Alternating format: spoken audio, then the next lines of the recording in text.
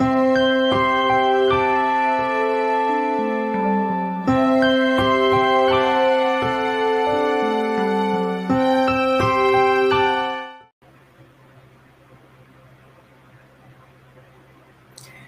hello, everyone. Hello. Let me know that you can hear me, that you can see me. I'm using my new laptop. So let's see who's joining me tonight. Put something in the comments. I can't see you unless you comment or send me some hearts. I see some hearts, but I still can't see who that is.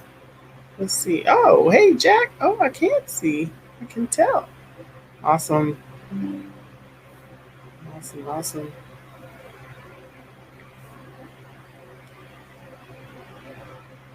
Let's see. Let's give it a few seconds for some folks to jump on. Hey, Jack from Massachusetts.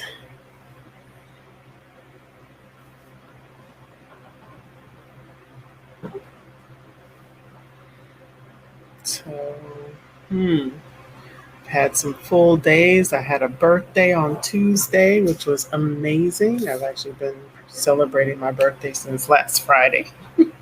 So that was good. I've eaten a lot of good food, probably too good. I'm going to need to do some detoxing and some replenishing. So let's see. You took yours already, Jack? I know you're always on it. Gets the sludge out. I love that. We are not talking about sludge tonight, though, Jack. Although, maybe in a way. Maybe in a way. And I saw my friend Dirk. He is going to pop up. Where are you, Dirk? I thought you'd get on by now. Thanks, Jack. Thank you. I'll kind of celebrate through the whole month, right? Birthdays are definitely made to be celebrated. Life is made to be celebrated. So. All right. Well, we're 2.5 minutes in. So I'm going to give it another 20 seconds, let some other folks jump on, and then I'm going to get into my topic because I have been tasked with this topic. Not that I don't think about this topic on my own, but I have been tasked and challenged to actually talk about it on live. And so I did some more homework on it too. And so what I'm going to talk about tonight is rejection, right? And so all of us have experienced rejection over and over, and it's not a good feeling.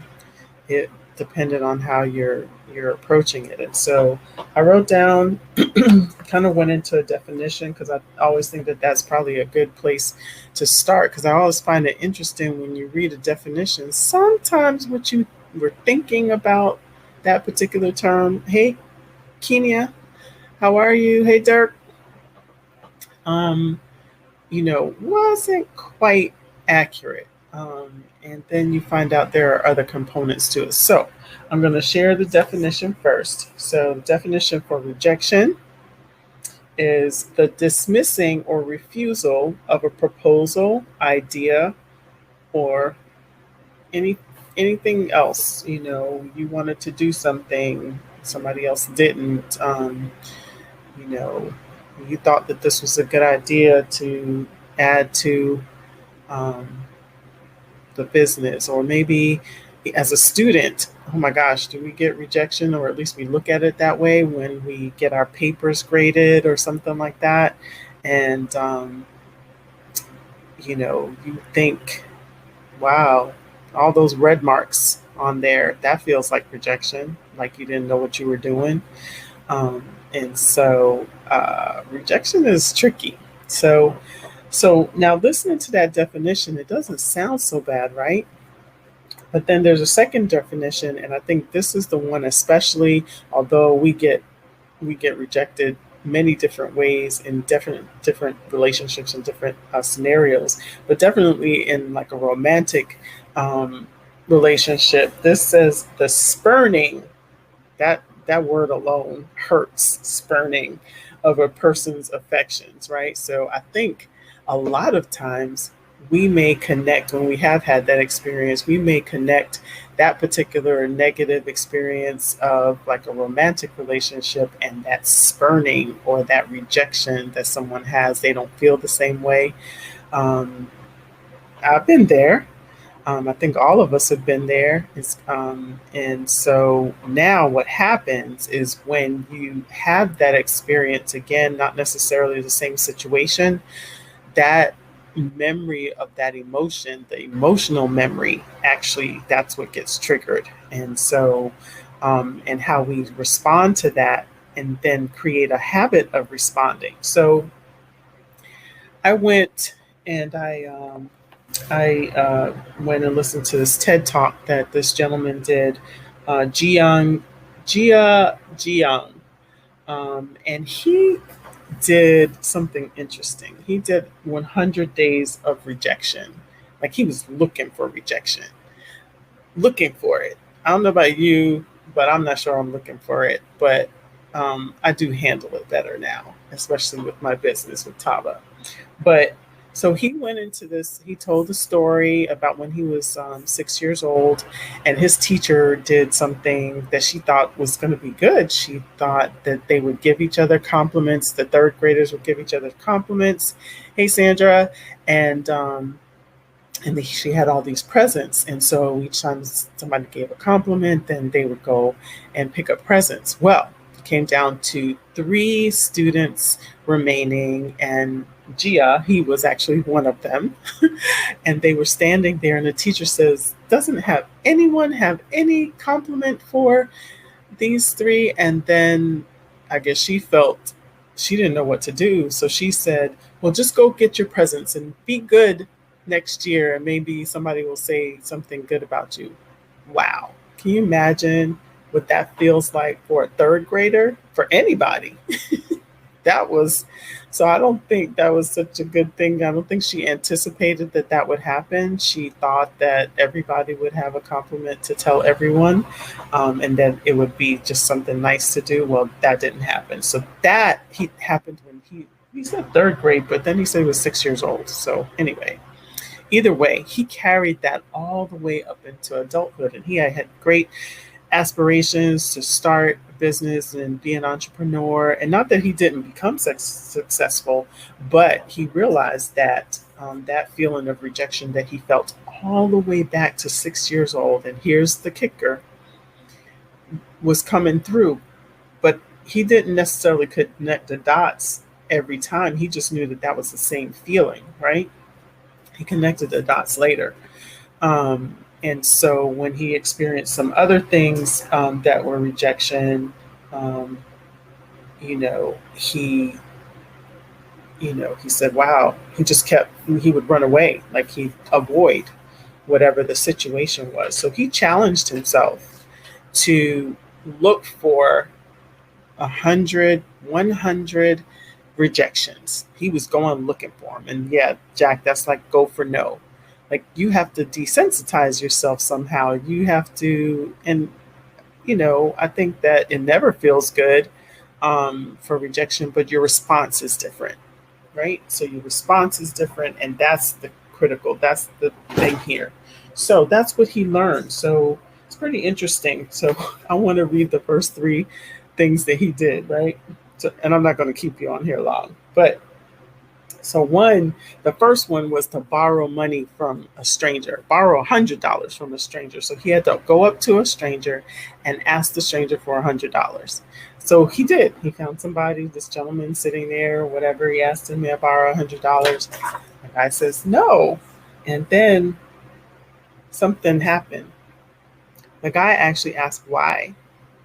Why was he asking for the $100?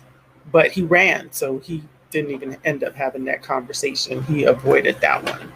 But that got him to thinking, why did that person, they told me no already, but they asked me why? And so that was his turning point, um, for, thinking about looking at this differently. This new laptop, how the notifications come up and whatever. So sorry if I'm looking over at the side and trying to figure out what's going on. I've only had it for like 2 days, right? So the second request was really funny. He went into a burger joint, and they give you refills on your drink, but he requested a burger refill, and he asked for a burger refill, and the guy is like looking at him like, no, we don't do that. And he said, like, what is that? The person actually asked a question after he said, no, we don't do that. But then he asked a question. Like, people are curious of why you're asking something.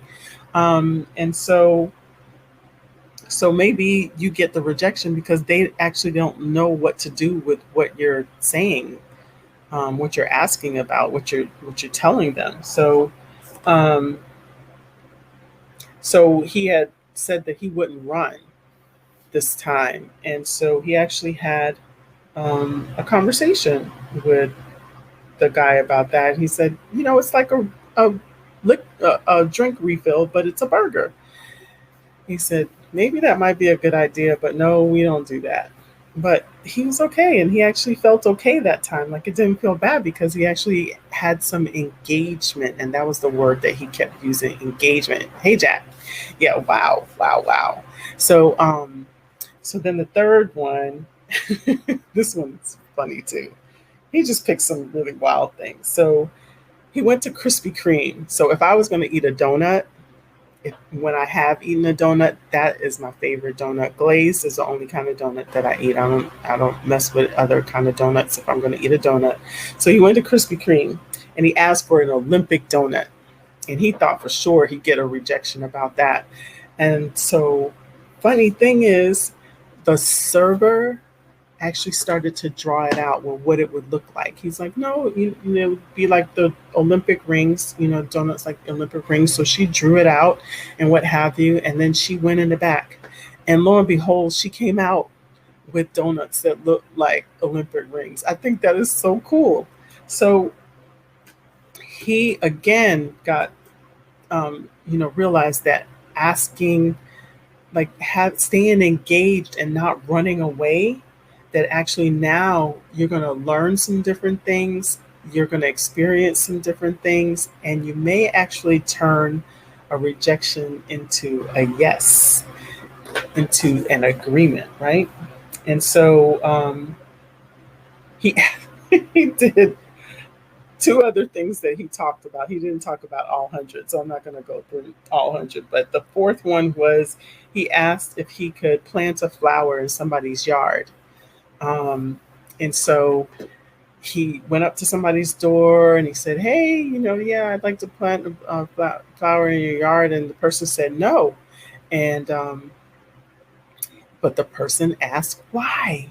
Why do you want, or he asked him, he said, why don't you want, and he said, well, the dog digs them up all the time, and then it's a problem and whatever. So really, but so and so down the street, she loves flowers. You should go and ask her. And lo and behold, he went to that person's house, asked her if he could plant the flower in her backyard, and she said yes. She loved flowers, she loved gardening, and all of that. So now you got a referral. You see the language here for those of you that are, network marketers.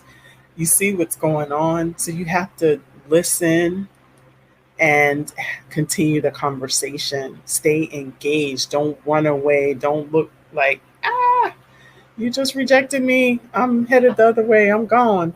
Right? And the last one was really funny. So he went to Starbucks and he said, hey, I'd like to be a Starbucks greeter. And the person's like, Starbucks greeter, like, what is that? Well, it's like Walmart. I'd like to bring Walmart greeting to Starbucks. And then he looked at it and he said, well, maybe that's not such a good idea, but you know what I mean. And he's like, well, I don't think that we do that. But so then he asked the server at Starbucks, he said, it's kind of weird, isn't it? And he's like, well, yeah, it's weird.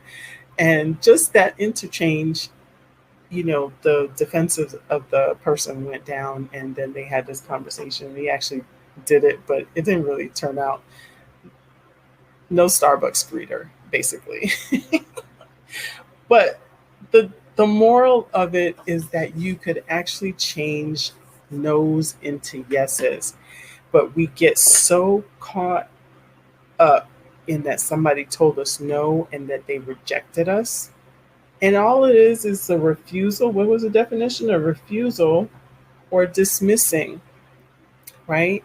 And we spin our response to it as negative rather than seeing as a learning opportunity, staying engaged and seeing what's going on.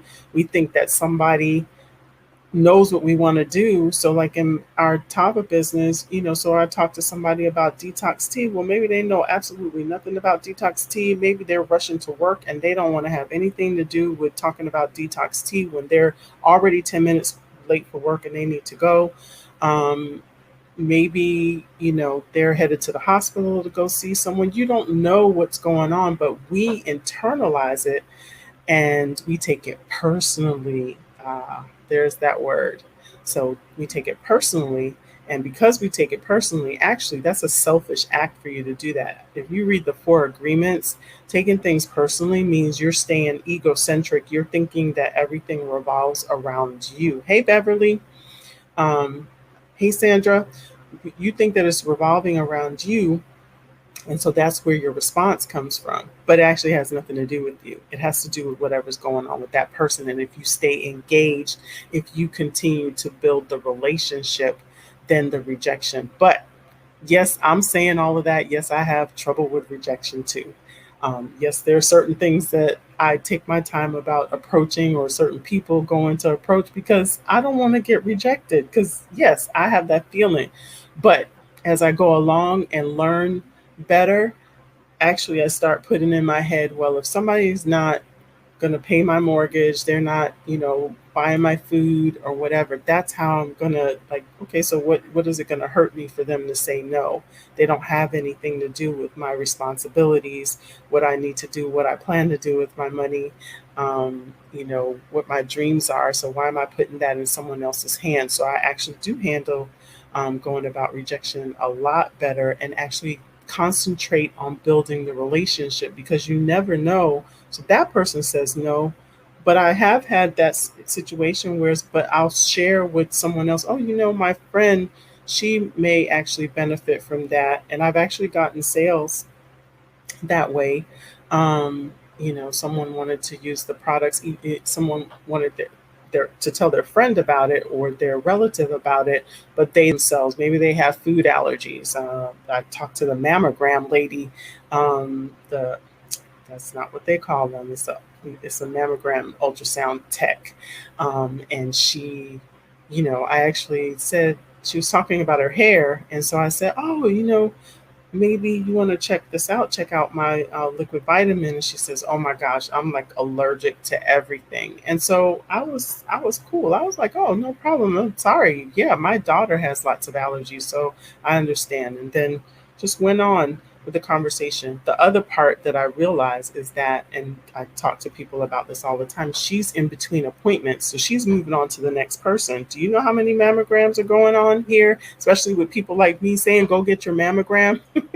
So she was keeping it moving. She couldn't have a conversation with me about anything or whatever, but I know where she is. So if I needed to go look for her, I can go look for her and take that conversation up more. But so don't let those hurt you. So that whole rejection, but we learn about that from so early on. And those are things that are in our mind, in our subconscious that we've experienced over time.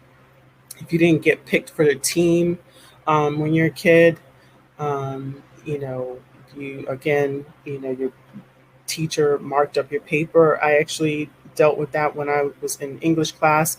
I was in an AP English class, and the teacher had her favorites. She definitely had her favorites, and those people that were following the rules and doing the papers the way that she said and what have you. Mine was done differently with different literature. She didn't quite agree with the literature. She didn't agree with my topic. And so my grade was a C.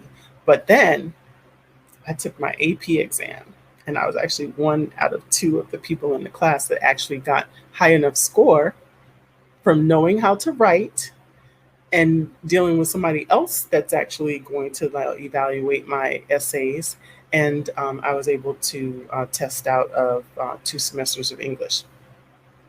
So that was money saved for college, right? So that, hey, so rejection is how you respond to it and your emotional intelligence and maturity about responding. And so just keep that in mind. Yes, I'm still learning, so believe me. Yes, I'm talking about this, but I'm sure that Mr. Fleming would not have given me this topic to talk about if he thought that I knew everything about rejection and that I had just overcome rejection, because even successful people do not like rejection. People that have done what I am working to do and where I'm working to get to, they still deal with it as well. But it's your response and then how you learn from that and continue to, elevate your mindset so that you can keep going, keep going, keep going. If you have a goal, keep going. Don't let somebody shut you down. There have been people that made 4,000 phone calls to somebody to get their dream realized. Will you do that? I don't know. Hopefully it'll only take you 100 rather than 4,000, but you get the point, right? So it's up here. It's all up here. I'm glad that'll help you, Jack. It's going to help me because I just finished teaching you and I learned some other stuff. I had to go look up stuff and listen to video and take some notes. So that's how you do that too. You keep going and seeing what did other people do in the face of rejection.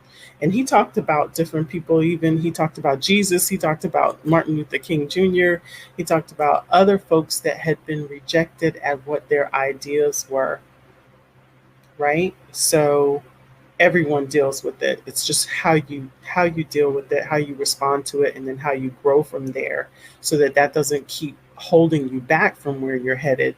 It actually propels you. So now you have something to push against, right? Sometimes you need something to push against. All right. So that's all I got to say about rejection. I hope you did get something out of that. I do want to say, hey, I got my booster today. And I got my mammogram done on my birthday. So take care of yourself, take care of your health. You see that ticker there. If you have not talked to me about the products or what can help you with these areas of mental focus and energy and gut health and all of that, you can certainly call me. My number is 407. What is my number? 407 674-5725. You can text. It's actually a textable number. All right. So I thank everybody for joining me on Night Owl Chronicles. I think it's late enough now. It's like 12:23, right? 12:18. Okay, cool. 12:18. So it's not too late. It's just after midnight. You all have a great night's sleep. If you're not resting well, if you have trouble sleeping, you should also talk to me. I can help you with that too. Anyway, I enjoyed this, and I'll see you all on Sunday night on Night Owl Chronicles. All right. Again, sleep well, rest well, and go be amazing tomorrow. Bye.